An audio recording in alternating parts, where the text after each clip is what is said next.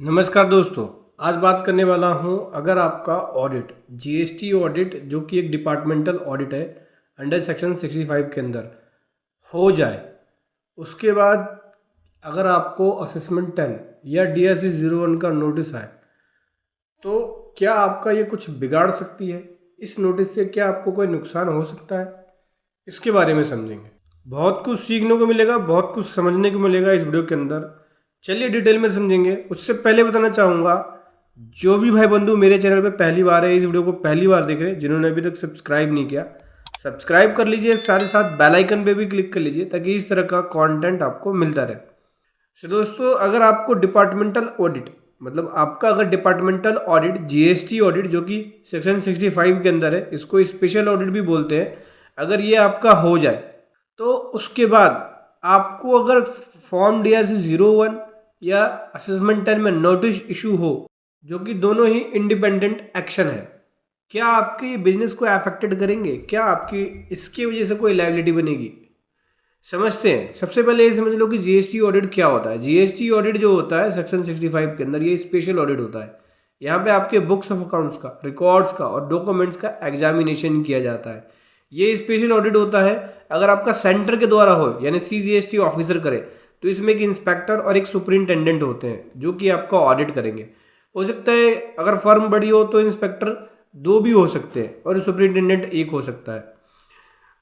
उसके अकॉर्डिंग यहाँ पे आपका जीएसटी ऑडिट होता है। यह आपके बुक्स ऑफ अकाउंट का पूरा वेरिफिकेशन करते हैं। अब डिपेंड करता है कितने साल का ऑडिट हो रहा है। मान लीजिए अगर 5 साल का ऑडिट हो रहा है तो 5 साल के ऑडिट के अंदर आपके balance sheet, audit report, tax audit report, ITR, computation, GST return file जो आपने किया है, R1, 3B9, सब कुछ देखेंगे। इवन आपका बुक्स ऑफ अकाउंट्स, स्टॉक, ये सब देखेंगे। साथ ही साथ फिजिकल वेरिफिकेशन भी करते हैं। आपकी फैक्ट्री में जाएंगे, प्रिंसिपल बिजनेस प्लेस पे जाएंगे, उसके अकॉर्डिंग वो पूरा ऑडिट करते हैं और जो भी डिमांड होती है ऑडिट के अंदर वो आपसे डिमांड भरवाते हैं कि भाई ये इतनी डिमांड बनी है, ये मिसमैच है या ये डिस्क्रिपेंसीज है। उसके वजह से जो भी नॉन कम्प्लायंस होगा वो भर दोगे आप। फिर जब ये सब तामझाम हो जाए, मतलब कि ऑडिट पूरा कंप्लीट हो जाए, उसके बाद अगर आपके पास नोटिस आ जाए फॉर्म असेसमेंट 10 में या DRC 01 में। फॉर्म असेसमेंट 10 क्या होता है? सेक्शन 61 के अंदर ये नोटिस देते हैं और ये स्कूटनी करते हैं आपकी रिटर्न का, ठीक है। और DRC 01 जो है वो शो कॉज नोटिस होता है डिमांड के लिए। जब आपका कोई शॉर्ट टैक्स पे किया है, आपने टैक्स पे नहीं किया या रॉन्गली IDC अवेल किया है, तब आपको ये नोटिस देते हैं DRC 01। अब चूंकि मैंने आपको बताया कि आपका ऑडिट डन हो गया, ऑडिट में तो वो सारी चीज़ें चेक कर लेते हैं, डिपार्टमेंटल ऑडिट होता है।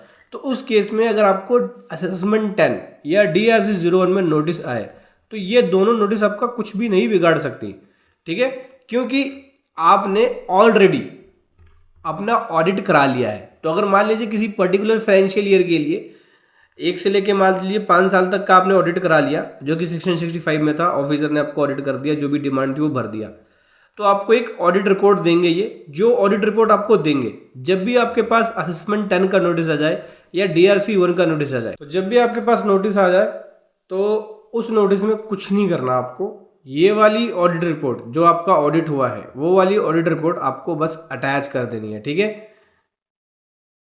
सेक्शन 65 के अंदर जो ऑडिट रिपोर्ट आया है वो अटैच कर देना, और जो भी मिसमैच है वो आप बता देना कि भाई हमारे ऑडिट के अंदर ऑडिट हो चुका है और हमारे ऑडिट में बुक्स ऑफ अकाउंट का सारा सब कुछ मैचिंग हो चुका है। इन्होंने हमारी ITC की मैचिंग करी, सेल्स की मैचिंग करी, तो हमारी कोई भी शॉर्टफॉल या मिसमैच नहीं भी निकला हुआ है। आप उस हिसाब से रिप्लाई देके उस ऑडिट रिपोर्ट को अपलोड कर देना। जैसे ही आप उस ऑडिट रिपोर्ट को अपलोड कर देते हैं तो ये जो नोटिस है, क्योंकि ये नोटिस नॉर्मल नोटिस होता है, नॉर्मल स्क्रूटनी करते हैं ऑफिसर, चेक कर लेते हैं R1, 3B मिसमैच है क्या है, क्योंकि कई बार हम इस ईयर का नेक्स्ट ईयर में दिखाया, नेक्स्ट ईयर का उससे नेक्स्ट ईयर में दिखाया, ऐसे होता है। तो ऑडिट में सारी चीज़ें कवर हो जाती हैं। तो असेसमेंट 10 का नोटिस आपको कोई कुछ नहीं बिगाड़ पाएगा जब आपका ऑडिट हो जाता है सेक्शन 65 के अंदर।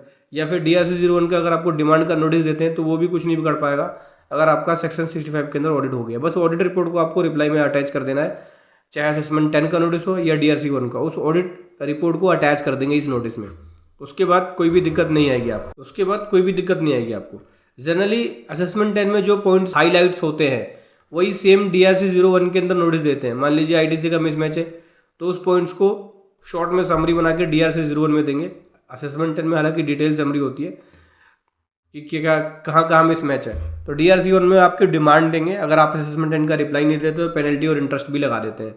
तो आप रिप्लाई जरूर दो। अगर नोटिस आता है तो ये नहीं कि कुछ बिगाड़ नहीं पाएगा तो रिप्लाई नहीं देना। असेसमेंट 10 का रिप्लाई दो, बताओ ऑडिट हो गया है मेरा, सेक्शन 65 के अंदर जो भी डिस्क्रिपेंसी थी वो ऑडिट में कवर हो गया और डिमांड मैंने इतना भरा हुआ है, ठीक है, उससे वहाँ क्लियर हो जाएगा। फिर अगर आपका DRC 1 देते हैं तो उसमें भी आप ऑर्डर रिपोर्ट लगा के और उसका रिप्लाई प्रॉपर दे सकते हैं। इससे आप दोनों ही नोटिस से बच सकते हो अगर आपका ऑडिट ऑलरेडी डन हो गया तो, क्योंकि आपको 2 बार डिमांड नहीं भरनी। एक बार ऑडिट में भर दिया फिर उसके बाद नोटिस आए तो भरो, नहीं 2 बार नहीं भरनी, एक बार ही भरना है।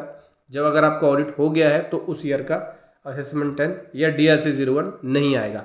हाँ, अगर आपका ऑडिट होने से पहले असेसमेंट 10 या DRC 01 आ चुका है तब तो डिमांड भरनी पड़ेगी, क्योंकि ऑडिट से पहले की यह डिमांड है।